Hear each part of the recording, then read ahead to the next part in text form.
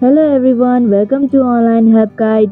Today in this video, I'm going to show you how to disable disappearing messages on WhatsApp. So without any further ado, let's get started. First, open WhatsApp.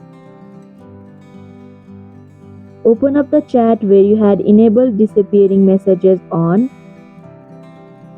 Tap on the three vertical dots in the top right corner. Go to disappearing messages. Now select the off button. And that is how you can disable disappearing messages on WhatsApp. Thank you for watching Online Help Guide. Hope this video was helpful. If it was, then hit the like button and comment down if you have any questions or feedback. Also, if you are new to our channel, subscribe and hit the bell icon so that you don't miss our upcoming videos.